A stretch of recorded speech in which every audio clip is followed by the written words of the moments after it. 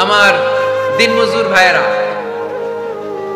কুলি মজুর ভাইয়েরা, রিকশাওয়ালা ভাইয়েরা, ফ্যাক্টরি ওয়ার্কার যারা, আপনারা আল্লাহর কাছে অনেক সম্মানিত। আপনাদের উপার্জন হালাল।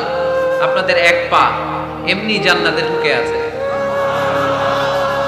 এখন শুধু এক পা ঢুকাইলে চলবে? পা কয়টা? আরেকটা ঢুকানোর দরকার আছে না নাই? আপনাদের উপার্জন হালাল। আপনারা 5 ওয়াক্ত সালাত পড়বেন, মানুষের হক নষ্ট করবেন না, আব্বা আম্মার দোয়া নিবেন। দ্বিতীয় পাটাও জান্নাতে ঢুকায় দিবে কে? মা আকালা আহাদুন তাআমান কাত্তু খায়রুম মিন আইয়াকুলা মিন আমালি ইয়াদিহি। নিজের হাতে উপার্জিত সম্পদের চেয়ে, খাবারের চেয়ে শ্রেষ্ঠ সম্পদ আর হতে পারে? আমার রিকশাওয়ালা ভাই, তার উপার্জন হালাল না হারাম? আমার কুলি মজুর ভাই, উপার্জন হালাল না হারাম? মাথার গাম পায়ে ফেলে ফ্যাক্টরি ওয়ার্কাররা যে বেতনটা পায়, এটা হালাল না হারাম? তাদের দোয়াকে কবুল করে নিবে কে?